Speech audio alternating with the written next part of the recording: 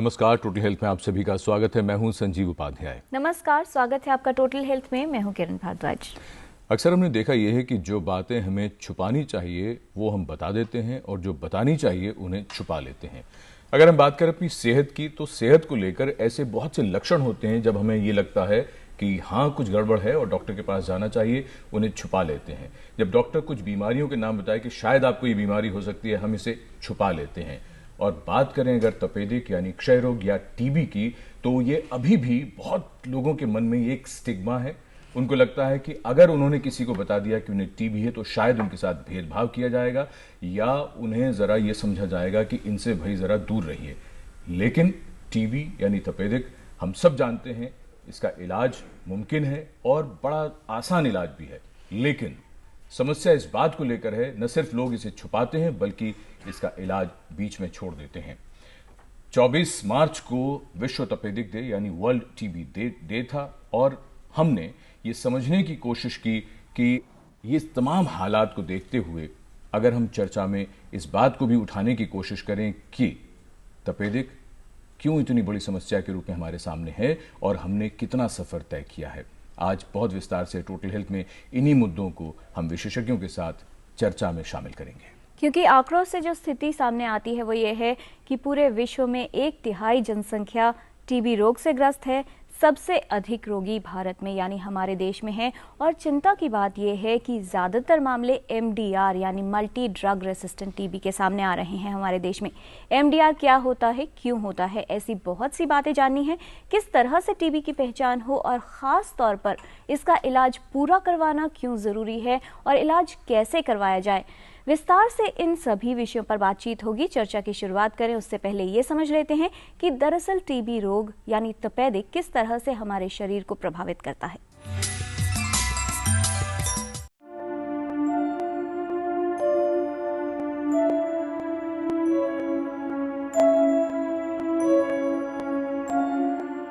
TB के सबसे अधिक रोगी भारत में हैं और हमारे देश में टीबी मृत्यु का एक बड़ा कारण भी है।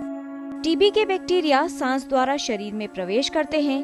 टीबी संक्रमित व्यक्ति के खांसने, बात करने या छींकने पर छोटी छोटी बूंदें हवा में फैल जाती हैं, जिनमें उपस्थित बैक्टीरिया कई घंटों तक हवा में ही रह सकते हैं और स्वस्थ व्यक्ति के सांस लेने पर उसके शरीर में प्रवेश कर सांस की नली से होते हुए फेफड़ों में पहुंच जाते हैं। बैक्टीरिया सबसे पहले फेफड़ों में पहुंचकर अपनी संख्या बढ़ाते हैं। इसके संक्रमण से फेफड़ों में छोटे छोटे घाव बन जाते हैं। इसके बाद ये बैक्टीरिया शरीर के किसी भी अंग को प्रभावित कर सकते हैं। टीबी के बैक्टीरिया से संक्रमित हर व्यक्ति रोगग्रस्त नहीं होता।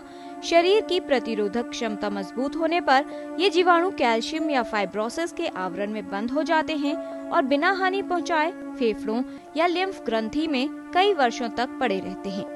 व्यक्ति की शारीरिक प्रतिरोधक क्षमता कमजोर होने पर जीवाणु अपना असर दिखाना शुरू करते हैं और व्यक्ति टीबी से ग्रस्त हो जाता है। विशेषज्ञों के अनुसार टीबी के रोगियों का सामने न आना और रोग की पहचान देर से होना इसके इलाज में एक बड़ी समस्या है। यदि टीबी का इलाज न हो तो एक सक्रिय टीबी का रोगी कई लोगों को संक्रमित कर सकता है। इसलिए जरूरी है कि टीबी की पहचान जल्द हो सके। 2 हफ्ते से अधिक खांसी का ठीक न होना, भूख न लगना और वजन में अचानक कमी होने पर तुरंत विशेषज्ञों को दिखाएं और जानें कि कहीं ये लक्षण तपेदिक रोग के तो नहीं है। Total health, DD news.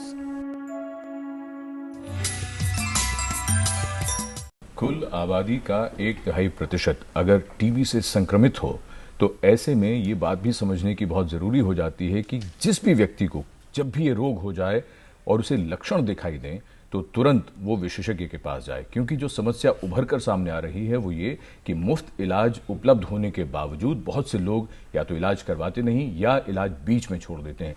ये कुछ और ऐसी बहुत सी समस्याओं पर आज हम विशेषज्ञों से बहुत विस्तार से समझने की कोशिश करेंगे कि दरअसल पूरा परिदृश्य है क्या। इस विषय पर विस्तार से जानकारी देने के लिए हमारे साथ स्टूडियो में विशेषज्ञों का खास पैनल मौजूद है। हमारे साथ हैं doctor SK Sharma, professor, department of medicine, Akhil Bharatiya Ayurvigyan Sansthan, doctor Rohit Sarin, director, national institute of tuberculosis and respiratory diseases, और doctor Sushil Kumar Kabra, professor, department of paediatrics, Akhil Bharatiya Ayurvigyan संस्थान। आप सभी का स्वागत है स्टूडियो में। तो आइए चर्चा की शुरुआत करते हैं। डॉक्टर शर्मा, हम आपसे ही समझने की कोशिश करें, पूरे जब भारतवर्ष की हम बात करें, पिछले कई वर्षों से बार बार ये बात मीडिया में उठाई जाती रही है और अलग अलग फोरम्स पर ये बात आती है कि टीवी को लेकर अभी भी बहुत कुछ किए जाने की ज़रूरत है। हमने कितना कुछ किया है और हम कहाँ तक सफल हुए हैं? हमने काफ़ी अचीव कर लिया है जहाँ तक टीबी कंट्रोल का है सवाल है, परंतु इसमें कहते हैं कि कंप्लेसेंसी नहीं आनी चाहिए कि हमने काफ़ी कंट्रोल कर लिया है, क्योंकि पॉपुलेशन बढ़ती जा रही है, इसके साथ केसेस भी बढ़ेंगे। कि हमें मालूम है टीबी जो है वायु से फैलता है, कीटाणु जो हैं वायु में रहते हैं और इनहेलेशन से एंटर करते हैं बॉडी में। ज़्यादातर मेजॉरिटी जो है लंग्स, मेजॉरिटी ऑफ लोग जो हैं पीपल हैं, they are affected and they get the infection in the lungs. और फेफड़े की बीमारी के वजह से जब रोगी खांसी करता है तो ये कीटाणु जो हैं हवा में रहते हैं और हवा के जरिए फैलते हैं। इसलिए ये ट्रांसमिशन जहाँ भी लोग भीड़ भाड़ इत्यादि ज़्यादा होती है वहाँ पर इसके एक्विजिशन करने के या होने के ज़्यादा चांसेस होते हैं। ये हमें समझ के रखना है। और भी कई फैक्टर्स जुड़े हुए हैं, मालन्यूट्रिशन वगैरह। जी, इन सभी फैक्टर्स के बारे में हम आपसे जानेंगे डॉक्टर शर्मा, लेकिन उससे पहले डॉक्टर सरीन, अगर आंकड़ों की बात करें तो हाल फिलहाल के आंकड़े हैं ये जो ये बताते हैं कि पूरे देश में एक वर्ष में कम्युनिकेबल डिजीजेज से जितने कुल लोगों की मृत्यु होती है उसमें से तकरीबन 17.6 यानी समझ लीजिए कि 18% जो है इसमें कारण होता है टीबी। तो कितनी चिंताजनक स्थिति आपको फिलहाल लगती है, और देश की बात करें अगर पूरे इस समय वर्तमान स्थिति क्या है? देखिए, ऐसा है कि अनुमान लगाया गया है कि भारतवर्ष में लगभग 31 लाख व्यक्ति इस बीमारी से पीड़ित हैं और हर वर्ष इस 30 लाख में 20 लाख की उन्नति होती है। अगर हम इस चीज़ के लिए कुछ ना करें तो ये संभावित है कि बढ़ती जाएगी। और हम आपस में अब बात कर रहे हैं, जैसे जैसे हम बात कर रहे हैं वैसे वैसे टीबी के मरीजों की मृत्यु भी होती जा रही है। हर 3 मिनट में 2 मरीजों की मृत्यु हो जाती है। तो ये स्थिति है भारतवर्ष में इस बीमारी के आंकड़ों को लेकर। जी डॉक्टर काबरा, बच्चों की जब भी बात आती है, कोई भी बीमारी ले लीजिए, तो जब बच्चों में अगर हो तो कहते हैं कि स्थिति अगर बड़ों की अपेक्षा हो रही है वो बीमारी तो ज्यादा चिंताजनक हो जाती है।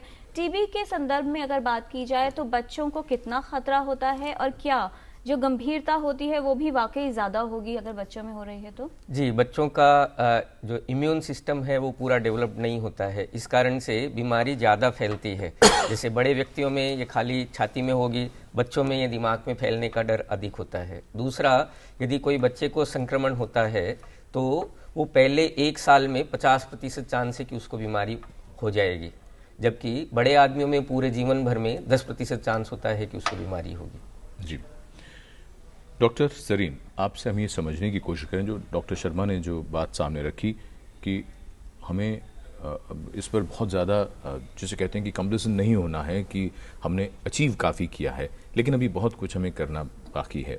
कारणों की अगर बात करें, अब से 20, 30, 40 साल पहले जो कारण होते थे, क्या टीबी के मामलों में कारणों में कोई बदलाव आया है या स्थिति क्या है इस वक्त? देखिए, कुछ जब किसी भी बीमारी में तरक्की होती है, चाहे वो डायग्नोसिस के माध्यम से हो, चाहे वो ट्रीटमेंट के माध्यम से हो, तो साथ साथ आप ये भी देखते हैं कि जिम्मेवारी भी बढ़ जाती है। टीबी की जब दवाइयाँ आई तो हम लोगों ने ये सोचा कि शायद अब टीबी पे काबू आ जाएगा, परंतु ये देखने में आया कि इलाज इतना लंबा है कि मरीज उस इलाज को ले ही नहीं पाता है। जी। वो उस इलाज को बीच में छोड़ देता है और जिससे जो भी उसके शरीर में कीटाणु हैं तो वो रेजिस्टेंट हो जाते हैं, फिर वो दवाई उसमें काम नहीं करती है। और इसी वजह से हम जैसे देखते हैं कि जो ये MDR टीबी की बीमारी है और ड्रग रेजिस्टेंट टीबी की बीमारी है, ये फैलती जाती है। जी। कुछ 20 वर्ष पूर्व आपने देखा HIV का भी एक बहुत ही बड़ा इशू आया संसार में आया और कुछ हद तक भारत में भी आया। और इसमें जो टीबी और एचआईवी का कॉम्बिनेशन है, ये एक इतना डेडली कॉम्बिनेशन है कि टीबी एचआईवी को प्रभावित करती है और एचआईवी टीबी के इलाज को प्रभावित करती है। तो इस वजह से हम देखते हैं कि जहां तक हम साइंस में कुछ तरक्की करते हैं डायग्नोसिस के माध्यम में और ट्रीटमेंट के माध्यम में, वहां पे हम अपनी अगर जिम्मेवारी ना समझें तो बाकी अन्य चीजें भी इस बीमारी को फैलाने में, अलग किस्म की बीमारी पैदा करने में संभव होती है। जी।